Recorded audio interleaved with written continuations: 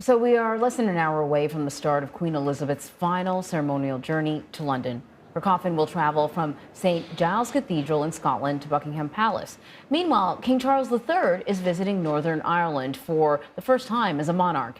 He greeted crowds in Belfast earlier today before attending a service of remembrance for Queen Elizabeth II.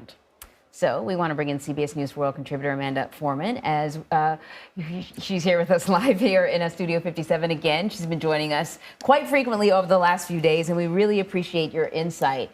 And let's talk about how things unfolded today. While the Queen remains in Scotland, the King went to Northern Ireland. Part of another operation I read, it's got its own name, where he'll be traveling to Wales, he'll be traveling to other places. Talk about the significance of him going to Northern Ireland. In many ways, this is actually the most significant part of his Four Kingdom tour.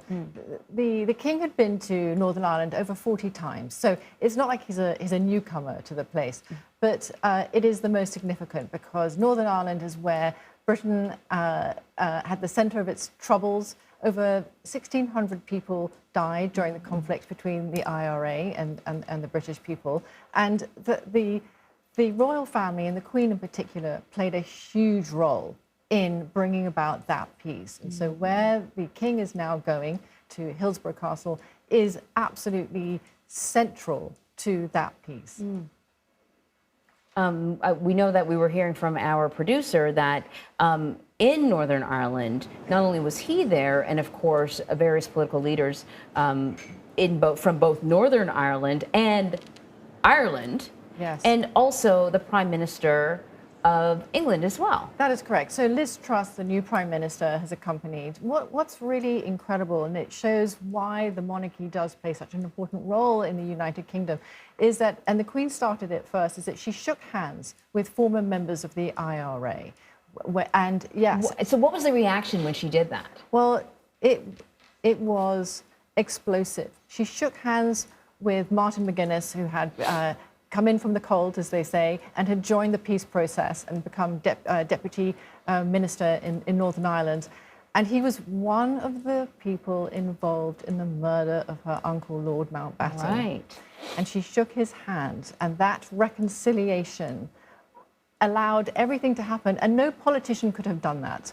Only the Queen, only the head of state can be so above politics that she could do that. And that started this whole process, and now we have peace. So I'm struck listening to you because we've talked about the Queen's rigidity, right? Or the perception of rigidity. But when in fact you just talked about her shaking that man's hand.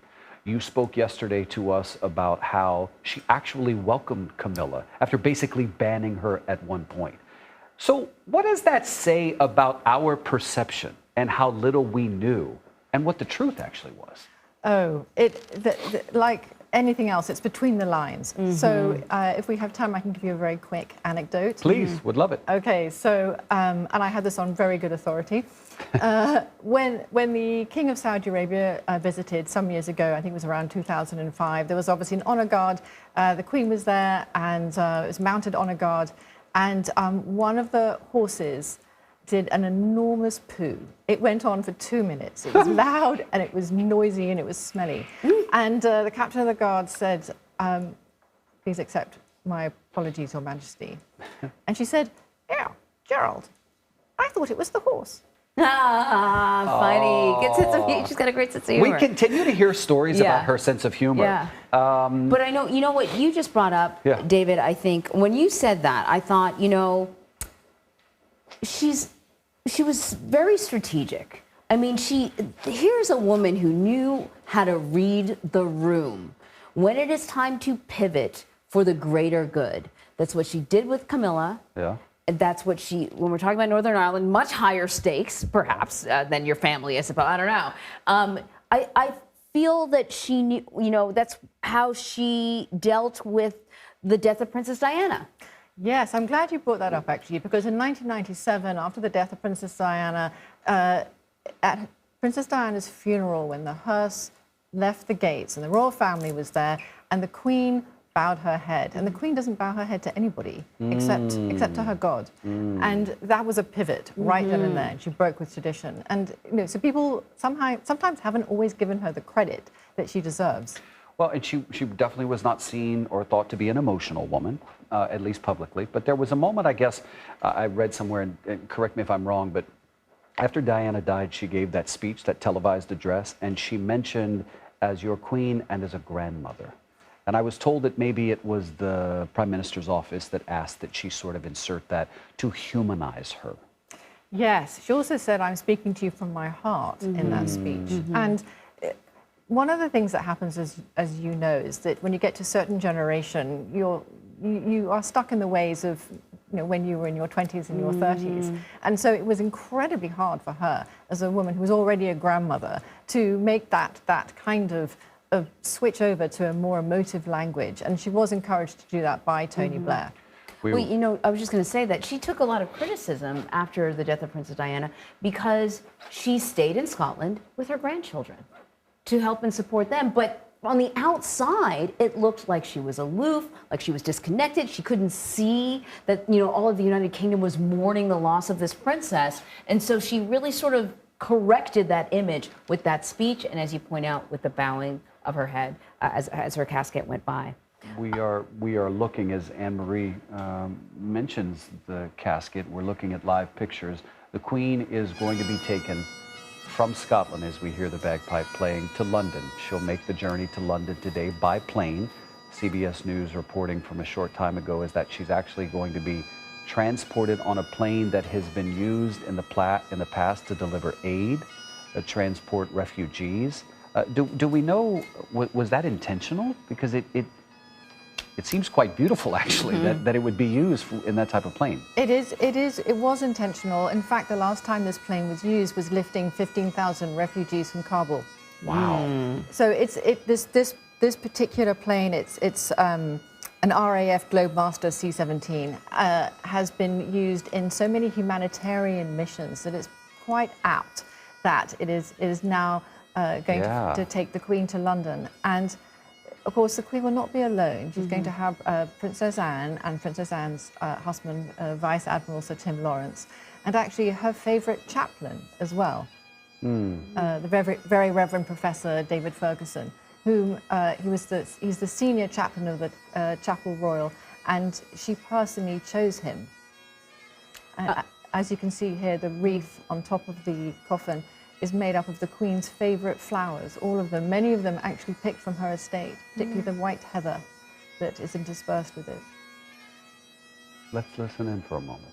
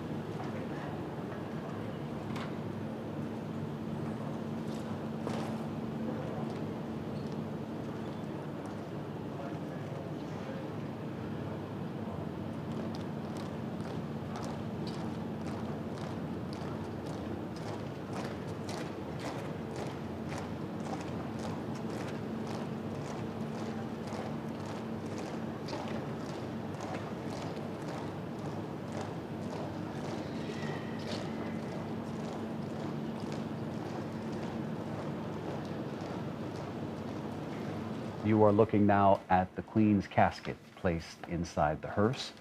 The journey now begins from Edinburgh, Scotland to London, where the Queen will lie in state. People will have an opportunity to pay their respects. And Amanda, you were telling us there are, what are the estimates? Are we talking millions of people expected to turn out? Oh, yeah. Well, altogether, yes. I mean, if you include the four kingdoms. London, as we know, is almost already officially full. There's over 1 million people going. They're laying on extra trains. I heard just now that they are taking away all the roadworks that they have been doing in order to ease some of that congestion. Otherwise, literally, there is not enough space on the sidewalks. You might notice we just saw, I'm sorry, go Princess ahead. Anne, she's going to be traveling with the casket on the plane, just to sort of let people know. And then once it arrives in London, it is off to Buckingham Palace, where the King and the Queen and the Prince and Princess of Wales will be there together. And that's very significant for many reasons. The first is it's their final private time with the Queen. They haven't actually had any private time with the Queen's casket, and now they will have that time. She will lie in the bow room of Buckingham Palace overnight, also attended by various chaplains, including the Bishop of London, who is a woman. I was reading that last night they held rehearsals for the funeral and for the procession from Buckingham Palace. And there were many people watching the rehearsals because they were sort of in full costume. Basically everything that would have happened except for stand-ins for the royal family, walking behind the hearse. It's quite fascinating.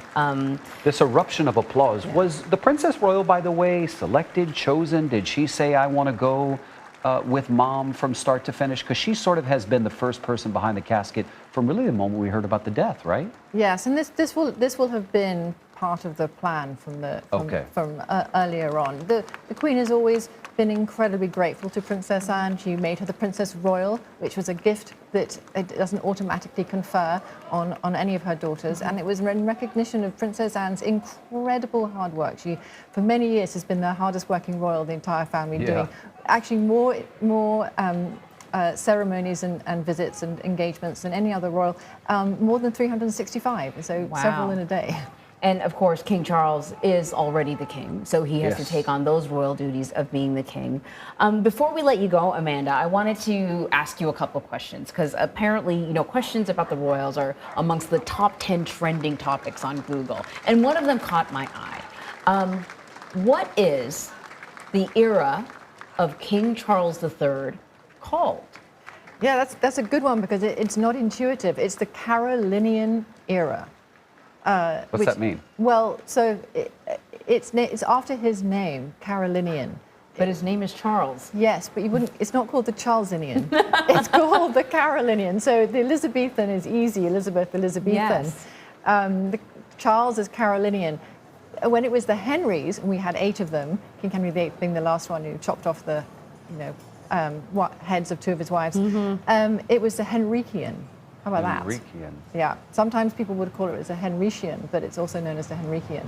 So, these are the things that really annoy people about the British, like when they say, Worcester instead of Worcestershire, and, Gloucester. No, it's Gloucester. Anne-Marie, may I ask one question? Yes. Just before we say goodbye? I just want to know, Amanda, personally, I know you're an observer and you're here to give us the expert analysis, but you as a human being, what does the death of the Queen mean to you?